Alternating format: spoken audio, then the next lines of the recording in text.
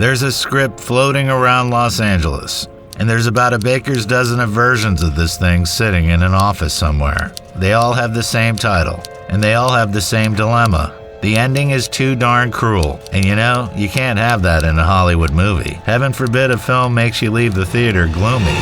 This isn't gonna have a happy ending. So the executives just keep rewriting it, attempting to soften it up. I want to be precise about what happened next, because it's the entire reason this movie exists. A person in an office reached for a final draft, picked up the wrong stack, and sent it off. That's not true. 30 years later, a 2-hour movie has been compressed down to 4 iconic words. What's in the box? What's in the box? What's in the box? Right? I'm going to tell you what was in the box, trust me. But this story begins with a gentleman working at a record store. I was working at Tower Records in New York. Because I couldn't afford to move out to Los Angeles. I couldn't afford a car. I moved with some friends who were moving to New York. I was doing it because I was like, if I want to work in the film industry, if I really want to try and be a screenwriter or whatever, I have to be in New York or LA, I felt. Andrew Kevin Walker lived in New York, in what was maybe the worst possible version of New York. Every day he's walking past car wrecks, stepping over people shooting up in broad daylight, watching the city rot in real time. If you want to see what New York City in the late 80s was like, just watch The Joker, the one with Joaquin. That very captures like what New York was like at the time. And one day a thought occurs to him. What if there was a guy who looked at all this and decided to actually do something about it? 6 months later, Walker finishes the script, and there's a number on the title page. That's the whole idea. The script ends up at New Line Cinema. Now around town they called New Line the house that Freddie built, because the whole studio was paid for by movies about a surly man in a striped sweater who stabs teenagers in their sleep. So a script about a ritualistic serial killer was their Disney princess movie. How's that? There's just one key element they need. Somebody whose face gets the movie financed, and the face they're coveting is Denzel Washington. Denzel reads it, and he's a no. Not with that ending. So they send Walker back to work. There are places I could definitely quibble with what happens from here on out in the story. But Copelson was saying at the time, look, we're never, ever going to make a movie with a head in a box. It's never going to happen. I was like, okay, well, that's kind of the whole ending. There were suggestions all along, like as we went further down the road, maybe a van can pull up at the end and there'll be a TV inside. And on that closed circuit TV, it shows that Tracy's in trouble, but then we can go rescue her. Like there was all these efforts to try and weasel out of this. He rewrites it, then rewrites it again. Draft after draft after draft. Each one trying to give Denzel a version he can say yes to. He passes anyway. Now New Line has no box, no star, and a big pile of paper. So they sent it to David Fincher. Fincher had directed only one movie at this point, Alien 3, making it was such a wonderful, creatively fulfilling experience that he publicly said he would rather die of colon cancer than direct another one. Having been sodomized ritualistically for 2.5 years, I really I wanted to spread my wings. So I kind of retreated back to doing television commercials and had no expectation that I would ever be employable again. He's completely done with the movies. Then a thought starts nagging at him. He sees all these other fellows who have made movies far worse than his, and every one of them is getting a second chance. So he figures, what the hell, I'll read something. Let's just see what happens to be in the mail. And what happens to be in the mail is this New Line script. I probably got 40 pages into it and thought, I don't think I can do the old cop and the young cop. I don't know that I have anything to offer that. And I stuck with it. And I got to the John Doe, walks into the police station and gives himself up. And I was holding the script. But there's still a good portion left.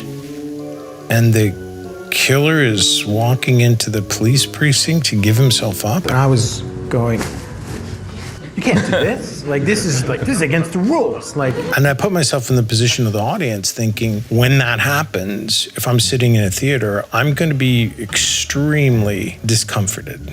I'm going to be sitting there saying to myself, you're not playing fair. This doesn't happen. And then I thought, well, I don't want to get my hopes up too much because you've got 25 pages left or 21 pages left. What if it doesn't come together? And I got to the end and I thought, wow. So I called my agent and I said, this head in the box ending it's unbelievable. There's a pause on the other end. Then, oh, they sent you the wrong draft. That's the first draft.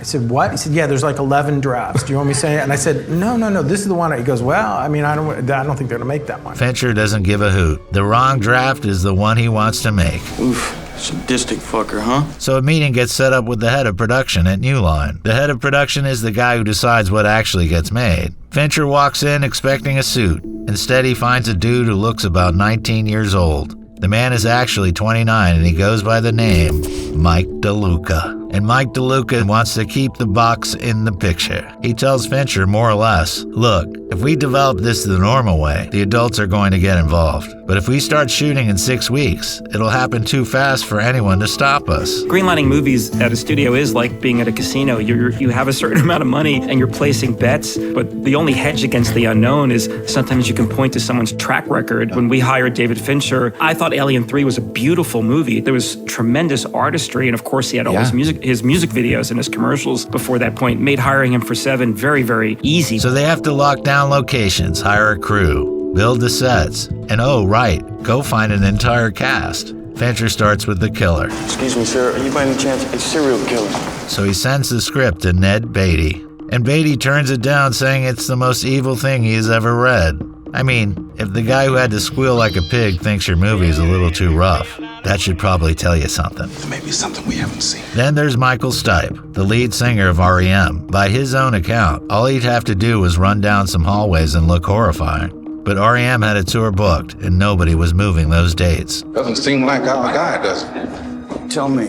R. Lee Ermey comes in to read. He was a very distinct and amazing take on Doe because he was a fucking Marine Corps drill sergeant. You know, you made John Doe into this guy who was so unsympathetic. But he doesn't quite click as the killer. So I said to him, you know, well, do you want to play the chief of police? And he was like, yeah, all right. Simple as that. Still no killer. And the older detective wasn't easy either. Fincher meets with Gene Hackman. 20 minutes into the meeting, Hackman said, I don't shoot nights. That ends the conversation. And I called Arnold Kopelson, and Arnold Kopelson said, you know, would you like to talk to Morgan Freeman? I said, we can't send the script to Morgan. Morgan Freeman's a genius. If we send him the script, he'll never speak to me. I can't get involved in this. You know, he said, no.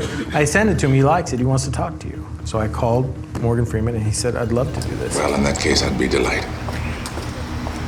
Yes, thank you very much. And somehow in this whole circus, Pitt is the easy one to get. I'm in. You have to remember, at this point, Brad Pitt is the most reluctant heartthrob in America. Hey man, you know, I'm right here. You can say that shit to my face. He's fighting with absolutely everything he has to escape being typecast as a pretty boy, and he's losing that fight terribly.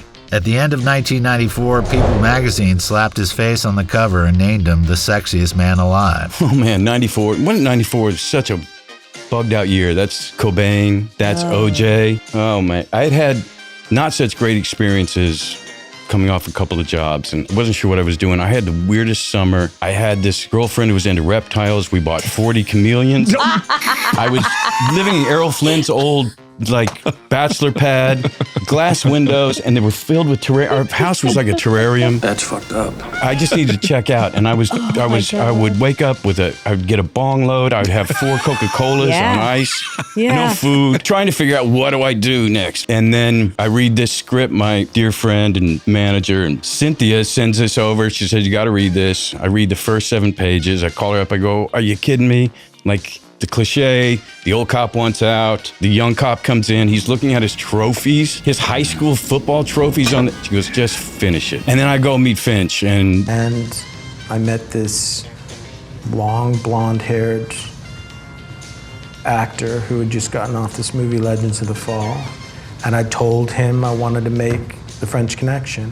He was just talking about films like I'd never heard anyone speak about film. And we hit it off, and I was driving my car back to the office, and I got a call saying, Brad wants to do it. You know, it's a character that could be stupid, and I thought that what he did with that was incredibly interesting. It was the first time I'd worked with somebody who was sort of, as an actor, who was my age and got my references, and then to watch a guy who doesn't get a lot of credit for thoughtfulness and his specificity, and watch him attack that and say, no, he should have sports ties, and he should have this, and he should have this kind of a holster, and this is the kind of gun. I mean, to watch him put that thing together, it was, I give him a lot of credit. He was impressive. It also helped that Pitt's interest practically ruled out studio interference with the finale. He was so determined to shoot the original version that he put it in his contract. He also pushed for Gwyneth Paltrow to play his wife. Well, the script was a pretty traumatic read, I have to say. And then I read my part and I was like, oh gosh, wow, a head in a box, really. But then they were like, and Brad Pitt's the co-star, and I was like, okay, I'm on. So shooting started in December 1994, and there was no killer hired yet.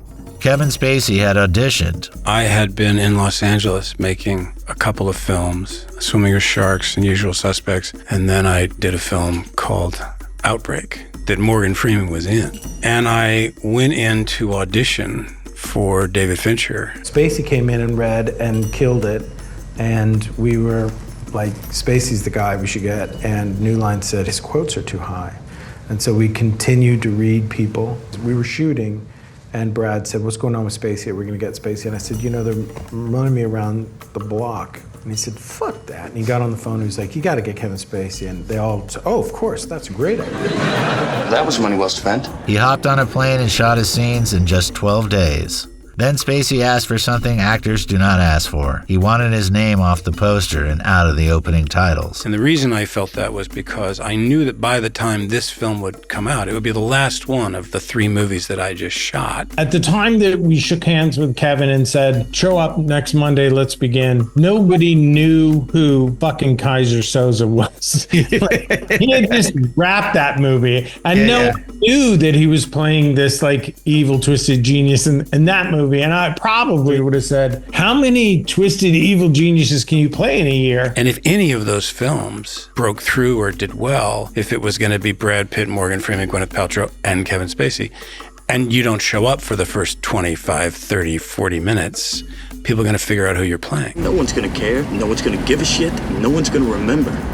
You can't see the whole complete act yet. The Usual Suspects opened in August 1995, 5 weeks ahead of 7. So he was asking a studio to hide a name people had just started to recognize. And so New Line Cinema told me to go fuck myself, that they absolutely could use my picture and my image. And it was Fincher who said, I actually think this is a really cool idea. The Lord works in mysterious ways. Meanwhile, the shoot is already 2 weeks in, and a lot of the movie is set outdoors. Now, I don't know if you know this, but shooting outdoors is a bit of a gamble, because on Tuesday, it might be sunny, and on Wednesday, it might rain, and Wet Wednesday does not cut together with Dry Tuesday.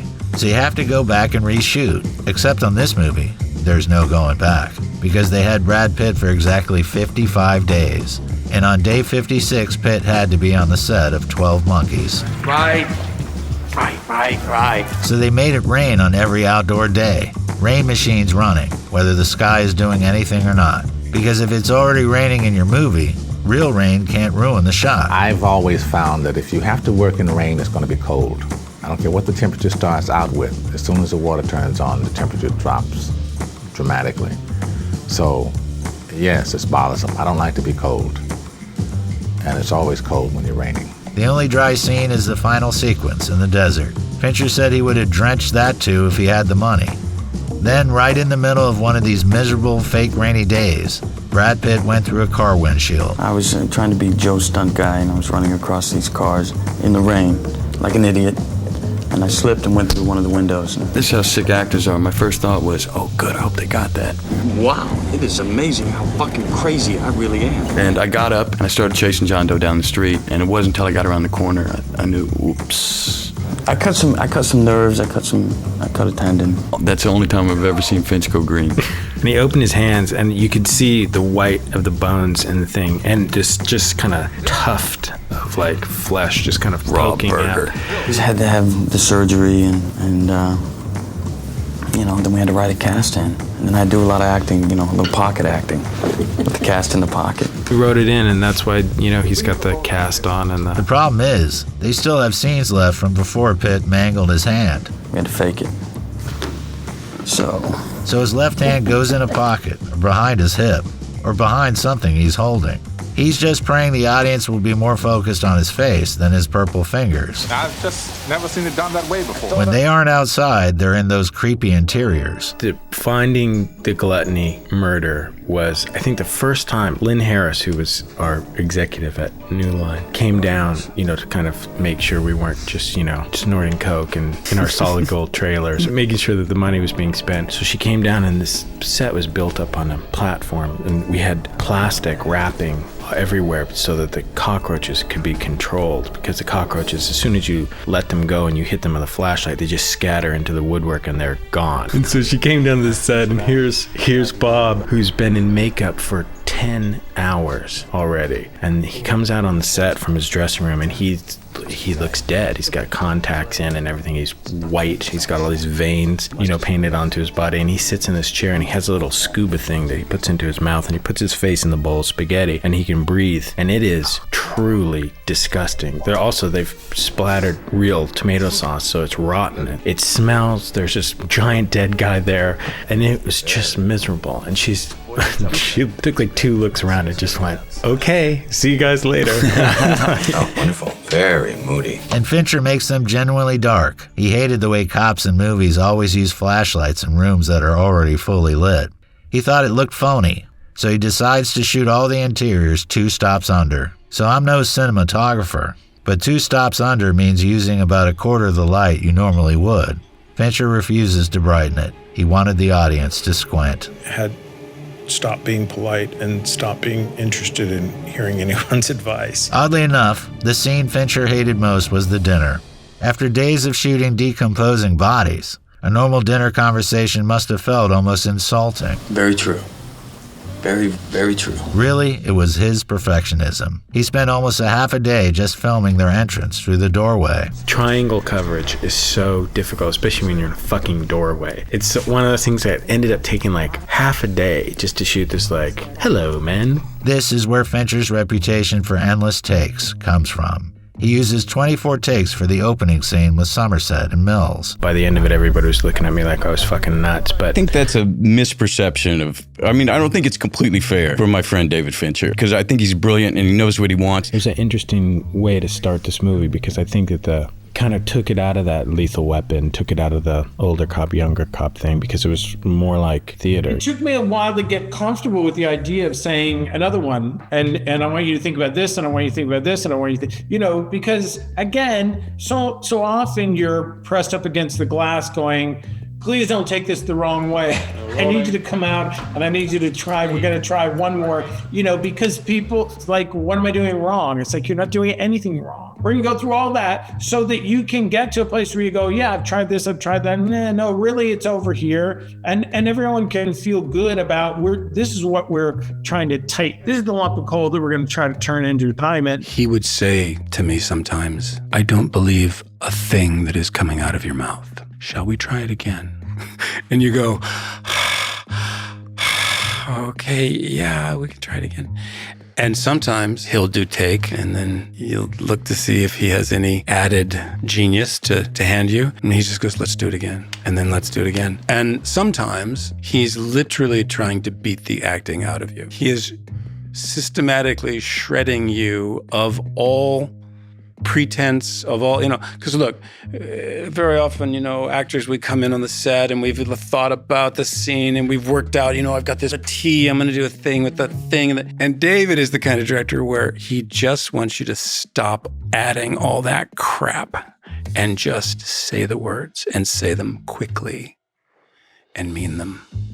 And it takes a while to get to that place. It always confounds me when actors say, well, why do I have to do 17 takes of it? It's like, and then I've seen friends of mine who do theater, and I'll go see their play, and they'll say, "Oh, you should have come Tuesday." It's like, what?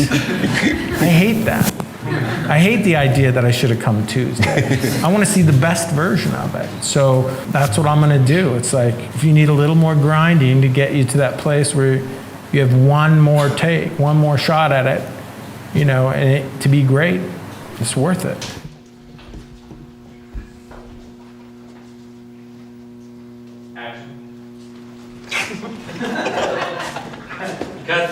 So by some absolute miracle, they wrap on time. And the very second they finish, Fincher looks at the studio execs and says, "Yeah, I'm going to need a helicopter." The studio tells him to cut a rough version first. They didn't feel that the helicopters were necessary. They were, but the studio takes 2 months to agree, and by then the actors are long gone. So in these shots, they use stand-ins. John Doe has picked a place underneath these power lines, so now it fucks up the radio frequency. We thought this was a really, really good idea. So we go out there to shoot this, and of course, it's true. You can't cue the helicopters from the ground with the walkie-talkies. So now the film is basically in the can. There's just one tiny, insignificant problem. It doesn't have a beginning. Fincher wants the audience to know exactly what kind of miserable, deeply unsettling picture they're in for. So he brings in this fella named Kyle Cooper. Fincher had this idea that there's Morgan Freeman is trying to retire, and he looks at a piece of wallpaper in a house at one of the earlier cuts, and he thought that maybe the titles could play on Morgan Freeman's train ride from his house in the country where he's trying to retire to back to the drive into the rainy, dark city. And they needed a temporary title sequence, so I liked these books. The killer in Seven had these obsessive journals, and I loved the obsessive writing. He had hired somebody to build these books because they were being used in the film itself. They were on the shelf in John Doe's house, and they had a few pages that were filled with obsessive, writing. We spent like $15,000 making John Doe's books, and they were really, works of art. And Kyle said, "Why don't you use these? These are great. Why don't we see this stuff?" So we made like a slideshow with some of the scanned elements from these journals.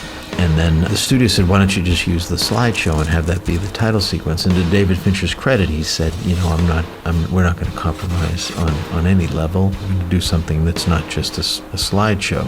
And then we started thinking, well, the making of the books. We're going to see the books later on. What if we see the making of the books? So I make this board to show Fincher about shooting the killer and the book preparation and the objects and the props and all that. And it's great, we're going to do this thing. We see the fetishizing, we see all the hand stitching and taping and, coloring. And then it just kind of progressively got more and more fucked up, At the premiere, the audience does something that never happens. They applaud the opening titles. Honestly, have you ever seen anything like this? No. Now I promised to tell you what was actually in the box. It was a shot bag, a 7-pound canvas sack full of lead pellets. It's the thing the crew drops onto the base of a light stand. Oh, and they threw in a wig with a little fake blood rubbed into it so the hair would clump up. It surprises me. It really does. The movie comes out September 22nd, 1995. It opens in 2,400 theaters. It sits at number 1 for 5 straight weeks. It ends up making $327 million worldwide. Fincher called it the feel-bad movie of '95. He said his entire goal was to make sure that anyone who wandered into the theater hoping to see Brad Pitt ride a horse knew immediately that they had made a terrible error. I don't follow.